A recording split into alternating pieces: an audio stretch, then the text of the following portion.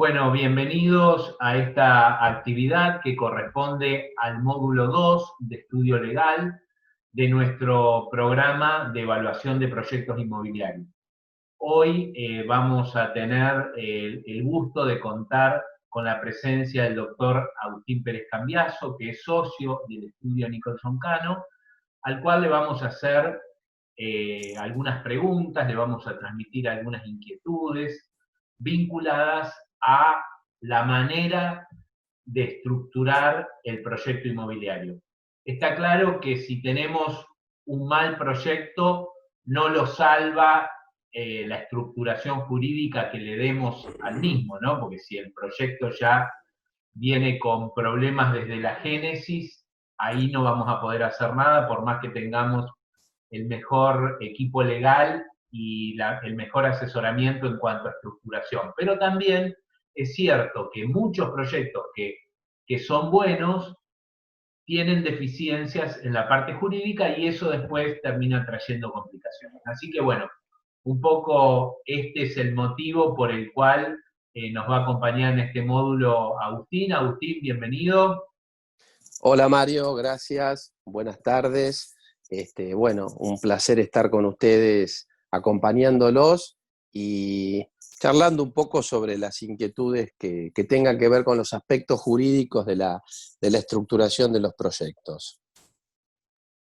Muy bien, un poco la primera inquietud tiene que ver con las diferentes alternativas que pueden existir para estructurar jurídicamente un emprendimiento inmobiliario.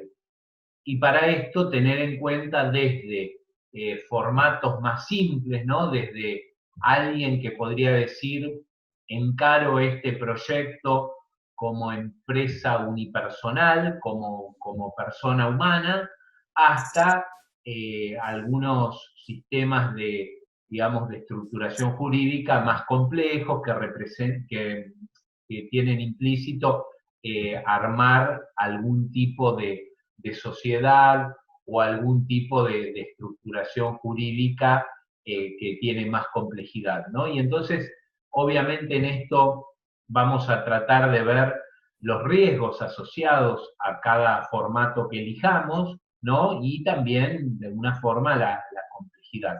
Entonces, por ahí podemos comenzar hablando de aquellos esquemas más simples, ¿no? En un extremo, el punto en que se lleguen a confundir la figura de la persona humana, como dice el nuevo código, con el que encara el desarrollo, porque también, de alguna forma, queremos desmitificar el tema de cuando hablamos de proyectos inmobiliarios, y no necesariamente proyectos inmobiliarios es un mega emprendimiento, puede ser también alguien que tiene proyectos de comprar un departamento, reformarlo y venderlo, o comprar un pequeño terreno y hacer un par de dúplex. Bueno, puede haber también, digamos, esquemas de negocios más simples que a lo mejor residen en su repetitividad, en la clave por la cual el desarrollador inmobiliario utiliza ese formato, ¿no? Y bueno, y también pensar cómo estructurar en esos casos. Entonces, bueno, un poco, Agustín, la idea era comenzar por estos esquemas más simples, ¿no? Dale, vamos viendo. Mira, Mario, primero, antes que nada, me parece que a partir de la experiencia de muchos años de estar analizando estas cuestiones en el mercado inmobiliario, sería conveniente establecer, antes de comenzar a ver los distintos casos puntuales, 3 o 4 conceptos básicos. El primero tiene que ver con algo que dijiste en la introducción, que es muy importante. Y ese es el punto en donde cada cliente tiene que tenerlo muy claro. El soporte jurídico le va a brindar a cada cliente herramientas. Las herramientas jurídicas no son buenas ni malas, son herramientas. Dependerá de cada caso concreto cuál es la más adecuada, cuál es la más idónea, como también dependerá de la buena praxis del profesional que, al igual que en cualquier otra profesión, tendrá que saber elegir y asesorar a cada cliente en el marco y en el escenario de diferentes herramientas que se presentan, sobre cuál entiende que es la más apropiada y la más ajustada a cada caso. Entonces, lo primero que tenemos que tener en claro es eso. Ningún proyecto va a ser exitoso milagrosamente por la estructuración jurídica, sino por las bondades que el propio proyecto tenga. Y sí, en cambio, va a ser muy importante el aspecto jurídico, lo mismo que todos los demás, el impositivo, el financiero, el análisis de mercado y análisis comercial. Es decir, va a ser una pata más, la pata jurídica, que si está mal utilizada es probable que genere inconvenientes y que provoque algunas zozobras, como si fallara cualquiera de los otros pilares o de las otras patas fundamentales. Pero la parte jurídica por sí sola no va a salvar y a convertir en exitoso el proyecto. El segundo concepto es que en el mundo jurídico hay una gran dependencia y una gran necesidad del servicio jurídico, en el mundo inmobiliario. ¿Por qué? Porque normalmente cada operador inmobiliario para cada transacción necesita pensar en algún tipo de contratación, en alguna estructuración, en algún tipo de vehiculización de su proyecto. Entonces, ahí es donde aparece la famosa y clásica expresión que cada negocio inmobiliario es un verdadero traje a medida.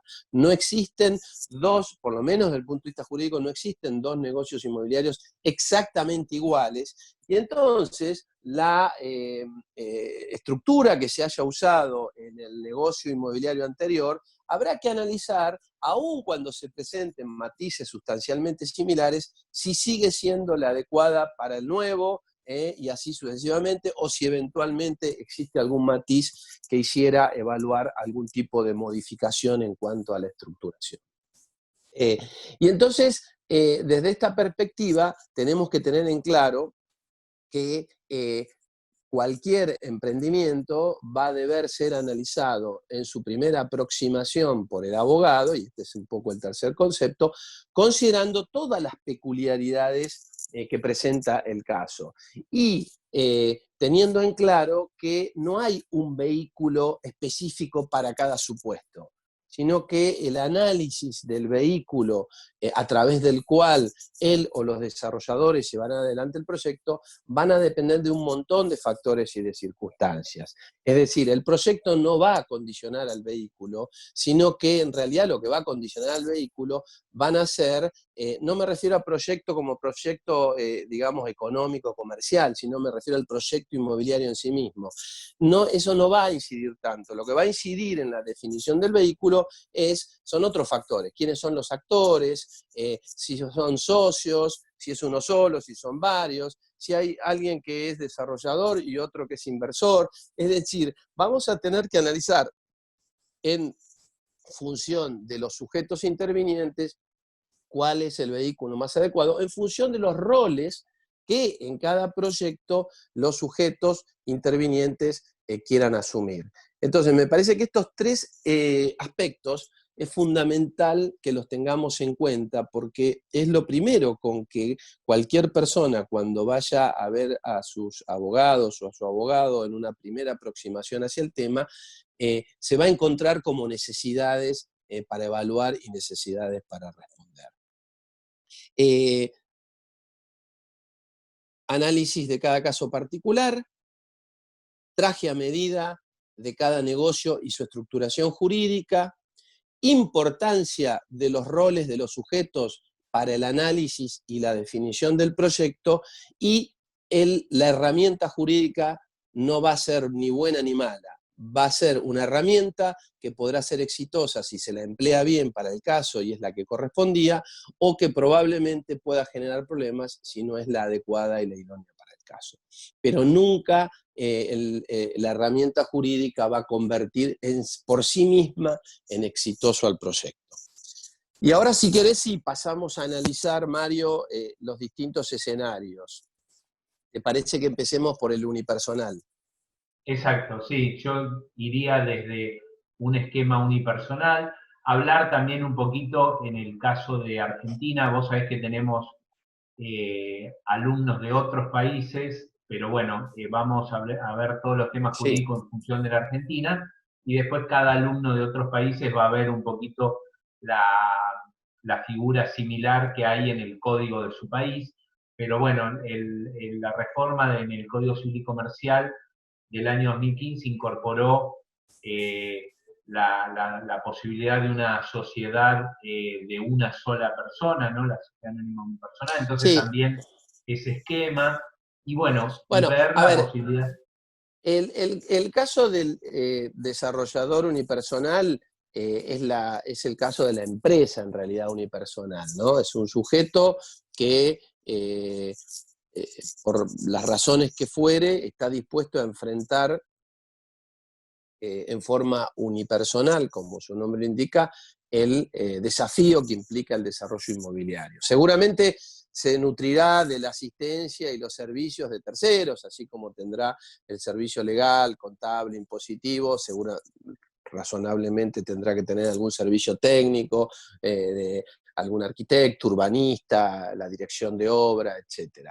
En ese caso, lo que hay que tener en cuenta es que eh, el emprendedor unipersonal, en la medida en que no encuentre una estructura de limitación de responsabilidad, va a responder con todo su patrimonio por todas las obligaciones y responsabilidades que sean inherentes al desarrollo del proyecto.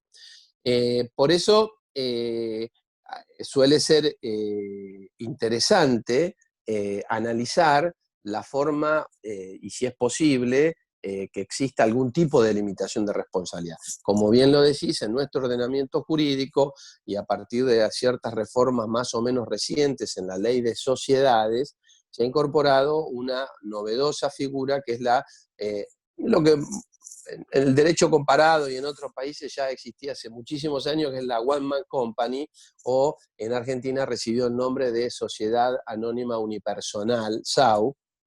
Y también, luego de la SAU, que tenía ciertos requisitos que la hacían más propia para emprendimientos un poco más de más envergadura, por ciertos requisitos de capital mínimo, etcétera. Luego se admitió una figura también bajo el paraguas de lo que es el marco de las anónimas, que es la SAS, la Sociedad Anónima Simplificada, que permite que haya dos socios o que haya un socio, dos o más o un socio. Esta última figura, la SAS, la Sociedad Anónima Simplificada, hoy en día las autoridades, las nuevas autoridades de contralor societario, al menos en el ámbito de la Ciudad de Buenos Aires, están viendo la posibilidad de reconsiderarla. De todas maneras, en estos años se han constituido varias, o en estos meses, se han constituido varias sociedades anónimas simplificadas. ¿Cuál es la ventaja que brindaría una SAU o una SAS, salvando las distancias que hay entre una y otra en cuanto a requisitos a cumplir? Es que la persona del socio, socio único, encapsularía la responsabilidad que implica el riesgo y la aventura de un nuevo proyecto inmobiliario, aventura en el buen sentido de la palabra y no en un sentido indeseado, encapsularía el riesgo al patrimonio que afecte a ese proyecto y al capital que le asigne a la sociedad. En realidad, en el mundo, en la historia de la humanidad, las grandes empresas nacieron así, pensando en cómo limitar la responsabilidad a la aventura específica, y así fue como comenzaron a aparecer los primeros esbozos de lo que luego fueron las compañías y las sociedades en el mundo, ¿no? Especialmente en los primeros viajes de ultramar, en las colonizaciones. Así fueron como empezaron a aparecer las famosas compañías de las Indias orientales y occidentales, que fueron un poco el antecedente y fueron los antecesores de las que después conocemos como sociedades comerciales en muchos estados o con otras denominaciones similares en otros países más del mundo anglosajón. Pero entonces, la diferencia estaría en que el ropaje societario de una SAU, y se llama SAU porque es Sociedad Anónima Unipersonal, o el de la SAS, que es Sociedad Anónima Simplificada, que admite la posibilidad de que haya un solo socio, le permitiría al emprendedor entonces acotar la responsabilidad que, de no encuadrarse en alguna de estas figuras, impactaría sobre todo su patrimonio. ¿Cuál es la ventaja del emprendimiento unipersonal? Y esto ya va más allá de lo jurídico. Bueno, que las decisiones son unipersonales.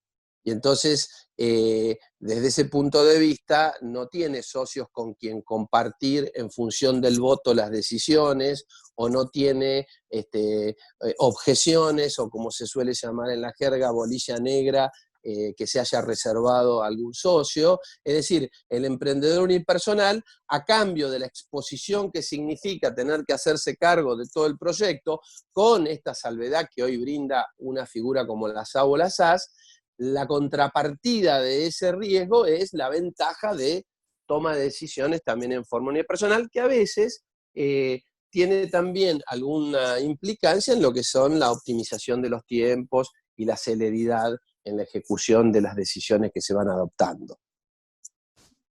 Está clarísimo. Y después empieza a ver el clásico caso que hay dos socios, ¿no?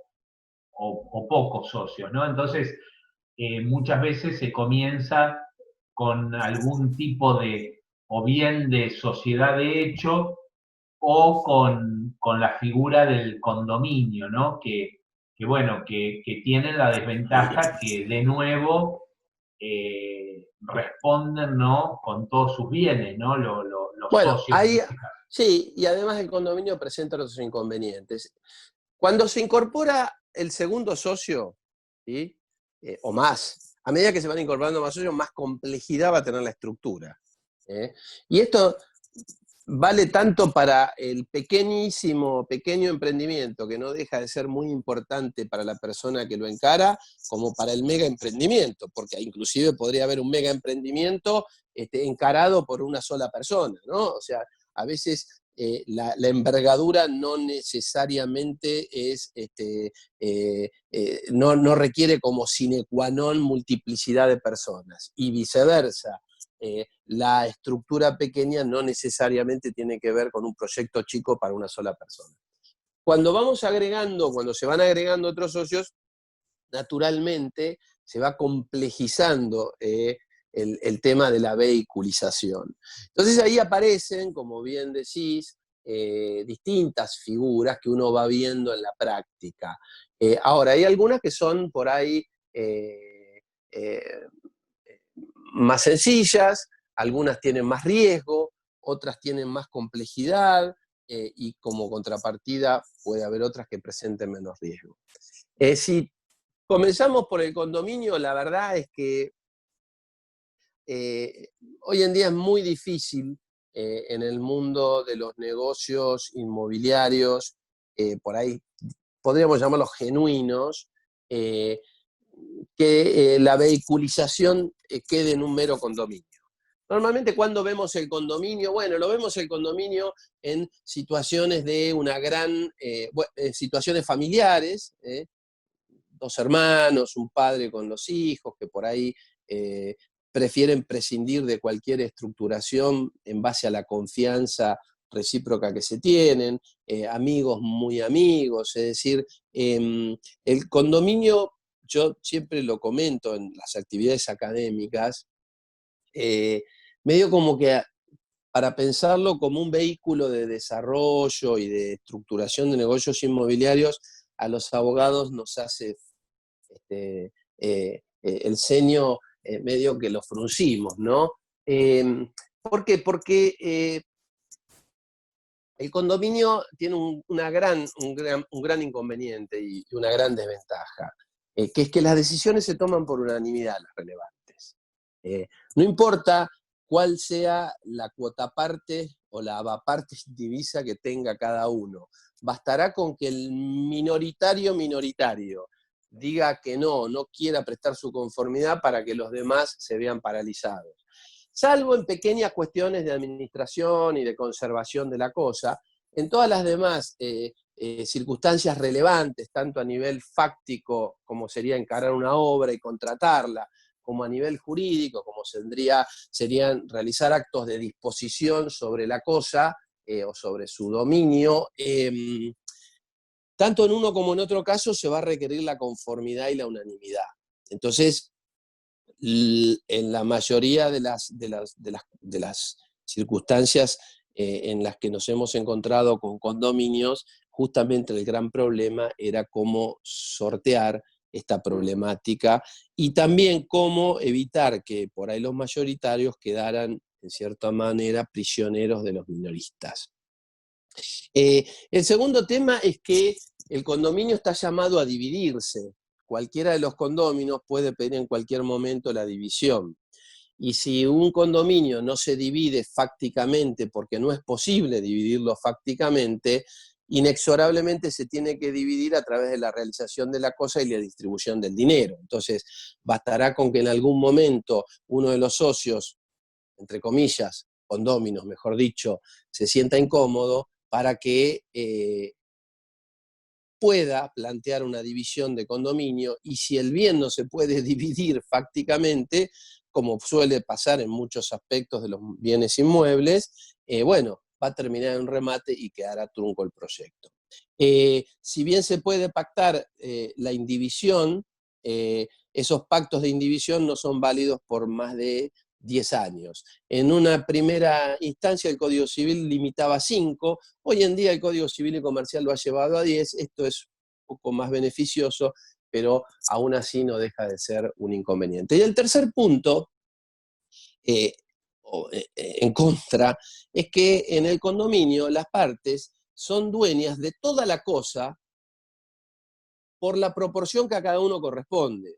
Es decir, no es que en el condominio una parte tiene un pedazo físicamente determinado, otro tiene otro pedazo y eventualmente si hubiera problemas podría buscarse la división desde ese punto de vista. No, todos son dueños de todo y por eso se dice que las partes de la copropiedad son avaparte indivisas, ¿no?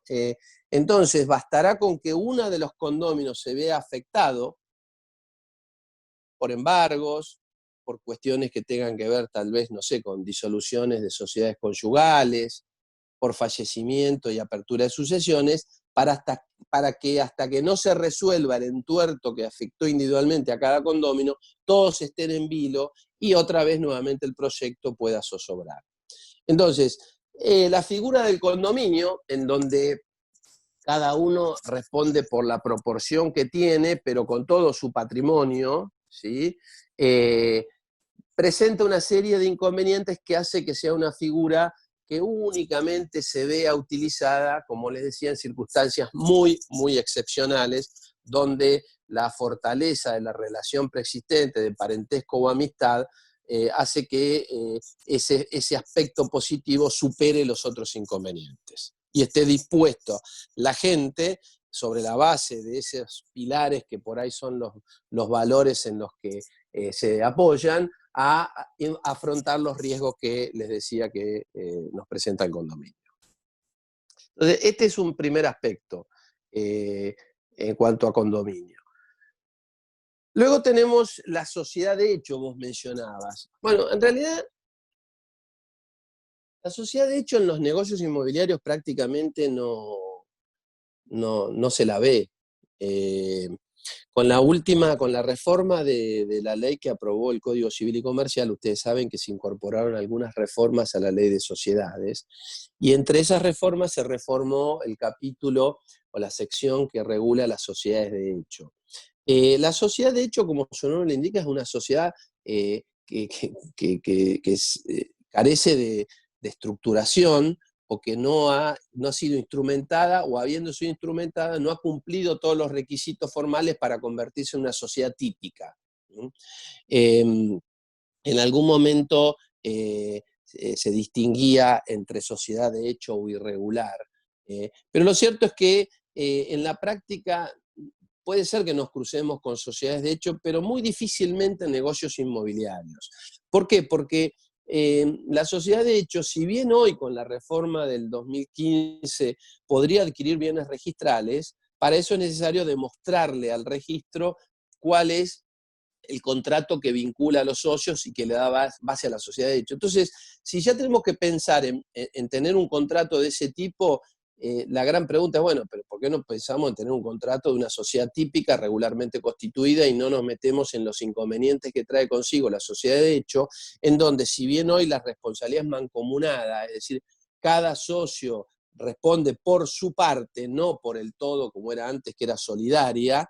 Esta es una de las reformas que introdujo la legislación de 2015 en la sociedad de hecho. Lo cierto es que cualquier socio podría pedir o la regularización o la disolución o retirarse de la sociedad en cualquier momento. Entonces, digamos, la sociedad de hecho, insisto, y además puede ser que esté solapada sobre el condominio, porque en rigor de verdad la pregunta es, bueno, si el condominio, si sobre la base de un condominio se está ejecutando un proyecto, ¿en qué momento es condominio y si en algún momento no es, o frente a ciertos aspectos no es sociedad de hecho? El tema es que, como el condominio, si bien no es un sujeto jurídico, porque no nace un nuevo ente, sí es un sujeto tributario, porque si el condominio se inscribe tiene efectos tributarios. Es medio difícil pensar que si sobre la base del condominio pueden coexistir los 2 o 3 socios, ¿para qué escribir algo que lo convierta en sociedad de hecho? Para eso escriben el acuerdo de condóminos que los regulará durante la vida del condominio. Entonces, sociedad de hecho, sinceramente, Mario, hoy en día es muy difícil pensar que se pueda estructurar para la adquisición y posterior desarrollo de un activo inmobiliario. No quita que en algún momento para servicios o para alguna actividad comercial pueda ser, e inclusive como hoy permite también la reforma del 2015 que puedan adquirir inmuebles, también podría ser para un negocio inmobiliario, pero suena mucho a algo transitorio, ¿sí? Algo que en algún momento tenemos que salir de esto, insisto, y no es habitual ver vehiculización de proyectos inmobiliarios vía sociedad de hecho, como sí, y pese a sus inconvenientes, es posible verlos bajo el condominio. ¿Mm? Perfecto. Si seguimos avanzando en la sofisticación, la próxima estación, la próxima parada, serían las sociedades regulares. O el fideicomiso, no sé, ¿cuál te gusta más? Vamos a las sociedades. Sí, a veces algunos dicen, bueno, utilizo la figura de fideicomiso porque a diferencia de una sociedad, si yo armo una sociedad se supone que con mis socios tengo affectio societatis y de repente yo tengo con estos socios el deseo de llevar adelante este proyecto puntual por esta localización, por estas características, por esta oportunidad de negocio que se presentó, y no necesariamente lo que sería una sociedad regular, donde se supone que hay affectio societatis y que hay una voluntad de ser socios entre todos, más allá de un proyecto puntual, ¿no? Entonces, este es un tema que a veces se plantea, ¿no? Ok, sí, sí, claro. Ahora vamos a ver un poquitito, justamente, esa es la- ahí está el meollo de la variante que presenta el fideicomiso. La década del 90, hasta la 24.441, que reguló con bastante precisión al fideicomiso, tanto al contrato como al testamento, porque la figura pueden hacer por contrato o testamento, pese a que uno siempre piensa que un fideicomiso arranca con un contrato. Hasta que se reguló en el capítulo 1 de la ley 24.441, aquella famosa ley ómnibus de fomento de la vivienda y de la industria de la construcción, que incorporó también la figura del leasing, que posteriormente fue modificada, una serie de disposiciones en materia de corretaje, de materia de créditos hipotecarios para la vivienda. Bueno, la figura del fideicomiso empezó a ser vista como una alternativa de estructuración de negocios y por ende también en el mundo inmobiliario. Después volvemos a esto.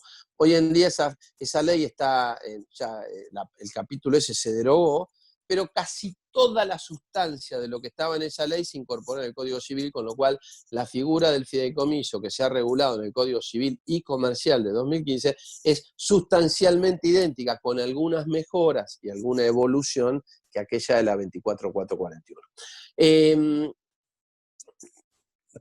Breve detalle, no nació el fideicomiso con esa ley, ya que Vélez lo había regulado allá en el siglo XIX con tanta habilidad que para Vélez Arfield con 2 artículos era suficiente para haber regulado el fideicomiso. Pero lo cierto es que la escasa reglamentación que ofrecía el Código Civil había llevado a que la figura hubiera quedado ahí medio como en el cajón de los olvidos, ¿no? Y la Incluso 2440... hubo, ¿no? Hubo fideicomisos que se Sí, armaron con esos sí, 2 artículos del Código sí, Civil sí, antes sí, de la 24441. sí, pero se lo veía más en el mundo de la planificación familiar hereditaria, ¿no? Entonces eran más fideicomisos de tipo testamentario y no tanto de la economía real, ¿sí? Eh, bueno, antes que cobrara auge la figura del fideicomiso, que apareciera, digamos, en los escritorios como alternativa de vehiculización, bueno, las estructuras un poco más complejas, no por eso meganegocios, apuntaban y entonces el próximo timbre que tenían para tocar era el de las sociedades regulares.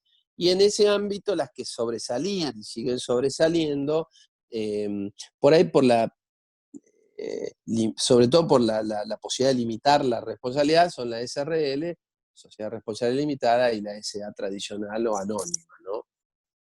En ambos casos hay un matiz importantísimo, que es que el accionista o el socio de la SRL limitan la responsabilidad a la integración, es decir, a cumplir con el aporte que se comprometieron. La diferencia está en que el socio de la SRL tiene un plus de responsabilidad, que es que garantiza además que los otros socios también van a cumplir los aportes, mientras que en la SA esa garantía no existe entre socios. Ahora, cuando cada socio en la SA cumple con su aporte, o todos en la SRL cumplen con lo que se comprometieron a aportar, ahí ya se acabó su responsabilidad hasta que haya un nuevo aumento, una nueva suscripción y se obliguen de nuevo a aportar. Mientras no exista esa situación, habiendo cumplido los aportes, ya los terceros que sean acreedores de la sociedad no pueden perseguir además a los socios y a su patrimonio. Solamente tienen para cobrar sus créditos el patrimonio de la sociedad. La SRL tiene la ventaja de una mayor sencillez de funcionamiento. Generalmente ha sido la figura utilizada mayormente para la vehiculización empresaria de la pequeña y la mediana empresa, desde que hay un requisito tipificante que el número de socios no puede exceder de 50, o sea, una SRL no puede tener más de 50 socios, y hay una mayor sencillez en el tratamiento del día a día y en las cuestiones operativas en cuanto a las formalidades que hay que cumplir. La SA, sin dejar de tener en algunos aspectos o de que sea posible acercarse a esa sencillez, tiene un poquitito más de requisitos, desde que el anónima significaba que era posible que el capital estuviera anónimo, luego con las distintas reformas hoy en día es nominativo, pero siempre tuvo mayores requisitos en cuanto a control del Estado, de las autoridades societarias, y eso es lo que la diferencia mayormente de la SRL. Pero tanto uno como otro han sido los vehículos más utilizados para, digamos, estructurar jurídicamente la unión de 2 o más personas en pos de un objetivo común. El tema es que, como bien decías, las sociedades, si bien pueden tener un objeto deben realmente tener un objeto muy específico, en realidad no queda acotado a un solo acto. Normalmente, cuando 2 o más personas se reúnen para constituir una sociedad, es para, en el marco de ese concepto que bien definiste, del affectio societatis, llevar adelante una diversa cantidad de actos dentro de ese rubro o actividad. No está acotado a construir un edificio y terminarlo, sino que uno, cuando se asocia y constituye una sociedad, lo que apunta a decir, bueno, nos vamos a dedicar a hacer esto. ¿Cuántas veces? Y una, dos, tres, no sabemos. Eso no quita legitimidad a las famosas sociedades ad hoc que se constituyen para un solo proyecto. Pero es como que la sociedad está llamada a perdurar más allá de los proyectos individuales. Es una sociedad, una forma de vincularse a través de esa figura a más largo tiempo. Podríamos decir que es una suerte de unión, y si quisiéramos aproximarlo a las personas humanas, de la persona física, es entre comillas un casamiento, ¿no? Que no tiene un término claro y inmediato. Pese a que la ley exige que se fije un plazo, las sociedades pueden durar 350 años, o sea, los usos y costumbres pues llevaron a que fueran 99 años, pero podrían durar 5, 10, 15, 99 o más que eso también. Entonces, ahí es donde aparece un tema que va más allá de lo jurídico, es vos realmente querés constituir una sociedad con alguien para una asociación transitoria, para algo más acotado. Y ahí es donde aparece, sí, entonces la herramienta del joint venture, ¿no? Como inventaron los americanos, y en Argentina el traje perfecto y a medida para vestir a los joint ventures fue la figura del fideicomiso. Entonces, sí, efectivamente, antes de entrar al fideicomiso, la sociedad es una estructura que se ha utilizado mucho en los negocios inmobiliarios. Hay infinidad de proyectos, desde pequeños, medianos y grandes, que se han llevado bajo el formato de la SRL, y ni hablar bajo el formato de la SA, principalmente los megaproyectos o los medianos para arriba, siempre han sido bajo la figura de SEA. Fíjense, Mario, con vos compartimos muchos foros académicos, que en realidad, nos conocemos de hace tantos años en este mundo, en realidad una de las características del mercado y del mundo inmobiliario argentino es que los grandes fondos de inversión inmobiliarios argentinos son sociedades anónimas. En otros países por ahí hay otras figuras, los REITs en Estados Unidos, las figuras más modernas mexicanas como son las fibras, los fondos que tienen base trust, son trust los REITs, son fideicomisos los fondos mexicanos.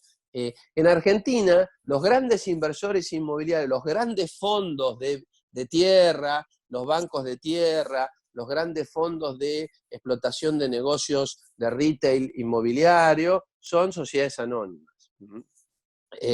Y por ahí nacieron como una pequeña sociedad, y fueron creciendo.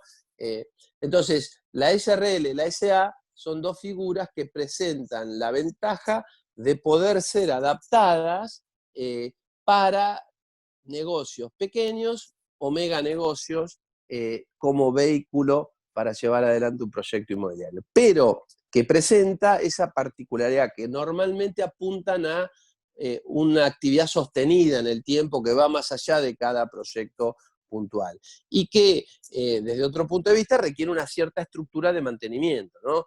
Llevar libros, presentarlos, someterse a la fiscalización de la autoridad de control, presentación más o menos periódica y regular de los estados contables, inscripción de las autoridades, cada modificación de contrato hay que inscribirla ante las autoridades, etcétera, etcétera. Y entonces aparece por último el vehículo del fideicomiso. Que el vehículo del fideicomiso en realidad, como les decía, no es ni bueno ni malo, es una herramienta que hay que ver si calza en cada caso puntual y en cada caso concreto. La gran ventaja que tiene el fideicomiso con la ley 24441, con la nueva regulación del Código Civil y Comercial, que como les decía es sustancialmente similar, es la versatilidad que presenta la figura. La figura de base contractual, porque obviamente acá no estamos hablando del fideicomiso testamentario, en el negocio inmobiliario la base de la fiducia es contractual, la gran ventaja que tiene es esa posibilidad de adecuar el contrato de fideicomiso a las necesidades de cada caso concreto. En la medida en que no se transgredan ciertos aspectos esenciales, ni se afecte la moral, las buenas costumbres o las normas legales mínimas, luego la figura es bastante maleable, es decir, bastante flexible y adaptable, y eso ha sido uno de los factores que explican por qué se ha utilizado tanto de muy distintas maneras y con distintas variantes en el mundo de los negocios inmobiliarios. Y el otro aspecto que también lo explica es que parece ser el traje adecuado para esa asociación transitoria, para el proyecto específico, en donde muchas veces nos pasa que somos un poco testigos del inicio de una relación entre dos o más inversores y que dicen, bueno, está bien, vamos a probar con un primer fideicomiso y luego los vemos que van creciendo y el primer proyecto que fue exitoso los convence que por ahí ya tienen que asociarse con una base un poco más duradera y sólida y terminan armando el vehículo societario de lo que inicialmente había arrancado por ahí con un fideicomiso.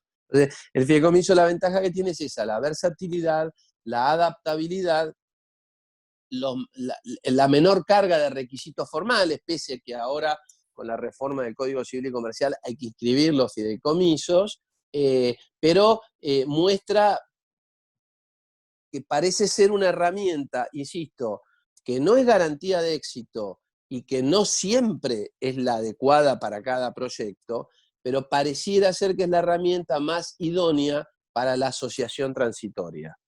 En la medida, como todas las otras herramientas, que esté perfectamente o bien utilizada. Y también lo hemos visto en las últimas décadas, digamos, muy utilizado digamos, para darle la estructuración jurídica a los emprendimientos al costo, ¿no? Que de repente estos emprendimientos al costo, que en otra época, hace 30, 40 años atrás, se utilizaba, por ejemplo, la figura del consorcio de construcción al costo, que era también, de nuevo, un condominio, ¿no? Ahora, Correcto. un poquito más sofisticado, de alguna forma, los que participan de ese tipo de negocio prefieren limitar sus riesgos, sus responsabilidades, y ha sido muy utilizada, incluso también en casos donde el dueño de la tierra aporta la tierra al emprendimiento, ya tiene cumplida su parte, y por otro lado tiene otros participantes en el negocio que no cumplieron porque son los que tienen que hacer los aportes para que la construcción se lleve adelante. Bueno, en estos esquemas hemos visto muy utilizada también la figura del fideicomiso, ¿no? A pesar de que obviamente también el fiduciario puede tener instrucciones de vender boletos, no necesariamente todos los fideicomisos son emprendimientos al costo. Sin embargo, hay como un maridaje ahí entre emprendimiento al costo y utilización del vehículo del fideicomiso, ¿no? Correcto. Mira, Mario, ahí hay básicamente dos grandes estructuras fiduciarias que se han visto en el mundo, digamos, de los negocios inmobiliarios. Por un lado, lo que yo ya... Antes que eso, obviamente, también el fideicomiso, uno, tiene que ser genuino, no puede ser un fideicomiso dibujado o un papel. ¿Genuino qué significa? Que tiene que ser genuinamente una administración tercerizada basada en la confianza o en la fiducia, en la fe, que significa todo esto, a cargo de un tercero en quien confían los inversores fiduciantes y en beneficio de quienes sean beneficiarios, que pueden ser inclusive los mismos inversores. Por eso es muy importante en los fideicomisos la independencia y la objetividad que tenga el fiduciario, el administrador, respecto del resto de la gente. Entonces, hay muchas veces que en donde aparece una cierta relación, podríamos llevarla hasta de parentesco jurídico entre fiduciante y fiduciario, el fideicomiso empieza a entrar en un cono de sombra. Entonces, cuanto más independiente sea el fiduciario, más genuino va a ser el fideicomiso. Entonces, en el mundo inmobiliario, allá una vez que, con el impulso que le dio la 24441 a la figura, en algún momento, yo esto lo digo como abogado del sector inmobiliario durante 20 años, ¿no? Es como que veíamos un enamoramiento con el fideicomiso. Y nosotros decíamos, no, esperen, no es así. Era como que la gente, por ahí no los abogados, pero la gente decía, bueno, fideicomiso, el fideicomiso era como una palabra santa que ya por sí mismo aseguraba el éxito del proyecto. Después cuando la gente o las personas comenzaron a ver que en realidad estábamos en presencia de una herramienta, por ahí se pasó a otro extremo, que era empezar a desconfiar de los fideicomisos. Lo cierto es que, como yo digo, es una herramienta que hay que ver cuándo se utiliza y que hay que utilizarla en los casos en que sea factible, con todas las bondades que presenta en cuanto a su versatilidad, pero que no es el éxito en sí mismo asegurado. La gran ventaja que tiene es la limitación de la responsabilidad, porque en el fideicomiso se genera un patrimonio de afectación, es decir, el patrimonio fideicomitido va a quedar afectado a el negocio y los acreedores de las otras partes, o quienes integran el fideicomiso, no van a poder atacar ese patrimonio. Es decir, el patrimonio fideicomitido solo va a responder por las obligaciones del fideicomiso, no por las obligaciones de los fiduciantes o del fiduciario que no tengan nada que ver con el fideicomiso. Y entonces, quien aporta en un fideicomiso sabe que su plata o su aporte va a un fondo que está afectado a una finalidad específica, que en este caso es llevar adelante un proyecto, y que solo lo pueden atacar los pasivos laborales de los obreros o el personal que interviene en el proyecto, o los contratistas, pero no terceros actores ajenos al negocio.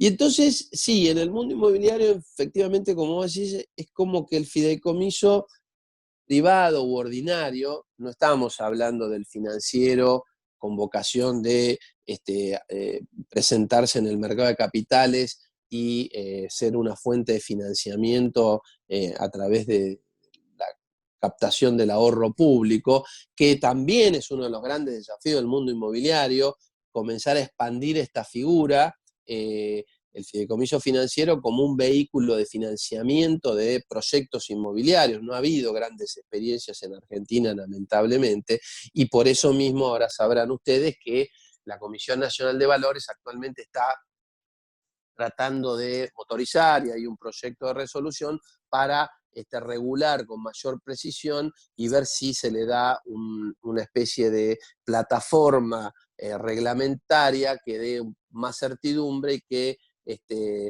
promueva la utilización de esta figura para la inversión colectiva en el mundo inmobiliario. Fuera de ese aspecto, que es el de los fideicomisos financieros, en el ámbito de los fideicomisos cerrados, comunes, ordinarios o privados, como se suele llamar, es como que se han visto dos grandes formatos que vos decías. Por un lado, yo lo llamo el fideicomiso de administración puro. El fideicomiso de administración puro es una alternativa bastante genuina, con un funcionamiento bastante parecido al de una sociedad. Es el caso de los 2 o 3 conocidos, socios o amigos que en vez de armar una sociedad, dicen, bueno, con mi terreno, con tu dinero y con tu proyecto, armemos un fideicomiso, que todos estos activos los administre esta persona, que nos garantiza imparcialidad, objetividad y además expertise, entonces arman una estructura para funcionar la empresa desarrolladora bajo el sustrato de un fideicomiso, como podrían haber elegido una SRL o una SA. Y después, frente a terceros, la estructura funciona como también hubiera funcionado una SRL o una SA, firmando boletos, firmando contratos, pero los terceros no se incorporan al fideicomiso. El fideicomiso está atrás como vehículo de desarrollo, como si hubiera sido, insisto, una SRL o una SA. El otro formato, este es el de administración, es la asociación transitoria usando la figura de fideicomiso en vez de ir a las otras figuras más clásicas societarias. La otra forma que se ha visto es el de los fideicomisos al costo, como vos decís, que fue la matriz antigua del consorcio al costo, que también bien decís, que se estructuraba bajo la figura de condominio o bajo una vieja figura del Código Civil que eran las sociedades civiles, que hoy en día con el Código Civil y Comercial se derogó esa figura, pero yo he visto proyectos inmobiliarios estructurados como sociedades civiles en donde la cuota Y no tan parte... lejanos en el tiempo. No, década de fines de los 80, de los 90, donde en realidad vos ibas a comprar un departamento y te llevabas un contrato por el que habías comprado una cuota en una sociedad civil que cuando terminara el edificio se iba a disolver y a las cuotas las iba a convertir en departamentos. Bueno, la regulación del fideicomiso con la 24441 le dio un impulso al consorcio al costo, sumado a la prohibición de indexar. Yo digo que uno de los motores de los fideicomisos al costo fue la problemática con la que se encontraban los desarrolladores, y se encuentran hoy día, porque sigue estando vigente, de la prohibición de indexar, y entonces estos factores hicieron que se volviera a ver el consorcio al costo, con la ventaja que ya en este momento había una buena figura más regulada, porque Vélez ya la había creado, que era la del fideicomiso. Así nació el fideicomiso del costo, que yo lo llamo fideicomiso de inversión, en donde al comprador tradicional se lo convirtió en un inversor, y en donde el desarrollador clásico se sacó el sombrero de desarrollador y se puso el sombrero de asesor, organizador y estructurador de un negocio de inversión colectiva. A Ahí, cambio de honorarios. claro, mientras que en el formato tradicional el riesgo propio del desarrollador, que es cargar en la espalda con el riesgo del desarrollo, la contrapartida es la utilidad. En el ámbito de los fideicomisos o de los desarrollos estructurados vía fideicomisos al costo, la ganancia del desarrollador se ha convertido en un fideo de organización y de asesoramiento, de servicing, ¿no? O si fuera fiduciario, el honorario de fiduciario. Pero bueno, eso hizo que esta figura fue y es muy utilizada y motorizó en gran medida al mercado inmobiliario en las últimas, por lo menos, ya te diría que ya vamos para década larga, ¿no? Sí, sí, sí. Con esa figura. Ahora, son realidades muy distintas. No es, ¿qué elijo? ¿Un fideicomiso de administración o un fideicomiso al costo? No, son dos proyectos de negocio totalmente distintos. Podemos inclusive, podemos inclusive hasta aproximar más al costo al formato de venta tradicional. O sea, ¿qué voy a hacer? ¿Voy a ser una desarrolladora que va a vender o voy a ser un organizador de un fideicomiso y desde ahí se van a comercializar los departamentos y yo voy a ser asesor y estructurador? Pero, en fin, por eso yo digo, ven, que no es, elijo la figura, no, la figura va a depender de un montón de factores y no todas las figuras van a estar disponibles para cada proyecto. Bueno, muy bien. Para mí clarísimo, Agustín. No sé si te gustaría hacerle alguna recomendación final a los participantes en nuestro programa. La verdad que tenemos un grupo muy interesante de participantes. Tenemos gente, como te comentamos, del exterior y gente de todo el país, eh, distintas profesiones, distintos lugares en la cadena de valor del desarrollo inmobiliario, distintos tipos de proyectos, así que la verdad que ha sido muy enriquecedor este grupo y bueno, si querés hacer algún consejo final, alguna sugerencia para ellos. Sí, Mario, a ver, básicamente, por un lado, eso, no se olviden nunca que es como, en este sentido, nuestra profesión es muy parecida a otras profesiones, y salvando las grandes distancias, imagínense en el médico. Para el médico, cada paciente es una historia distinta. Bueno, en el mundo inmobiliario, desde el punto de vista jurídico, cada proyecto es un proyecto individual. Va a requerir trabajar en un traje a medida. Entonces, lo primero que tenemos que tener en claro es eso, que se van a enfrentar con un profesional que va a tratar de indagar cuáles son las necesidades, cuáles son las peculiaridades del proyecto, para después evaluar cuál es el vehículo o el formato más idóneo. En segundo lugar, es un tema fundamental elegir el vehículo adecuado, y para eso requerir la asistencia jurídica correspondiente. Tan importante como la planificación impositiva, tan importante como el asesoramiento en estudio de mercado y asesoramiento comercial. Y este tema es un ítem que en la agenda del desarrollo tiene que estar entre los primeros casilleros, es decir, la problemática de la vehiculización y de la organización de la estructura de desarrollo es uno de los primeros ítems que va a haber, con que se va a enfrentar cada cliente. Ahí seguramente va a estar en la primera etapa, que es la etapa de la inversión, y entonces va a estar buscando el inmueble, viendo cómo lo adquiere, de qué manera llega al inmueble, y al mismo tiempo va a tener que estar viendo cómo se va a organizar con su socio, con su inversor, o con su estructura individual o colectiva. Entonces, efectivamente es uno de los ítems que acompañan el nacimiento de los proyectos, y desde esa perspectiva es fundamental y es importantísimo que sea abordado de entrada. Y por último, lo mismo que dijiste en algún momento, considerando digamos, la gente que está como oyente en el curso, obviamente nosotros hemos hablado de la perspectiva de nuestra expertise en la República Argentina. Todo lo que les he comentado tiene que ver con nuestra experiencia y el conocimiento que brindamos en base a la legislación argentina, por lo que obviamente en cada caso, en cada país y aún así en cada jurisdicción, es necesario que cada desarrollador o cada inversor consulte con sus abogados, y hasta es posible que en algunas otras jurisdicciones, o mejor dicho, en otros países, las normas federales inclusive contemplen alguna otra figura que no conozcamos en Argentina. Normalmente,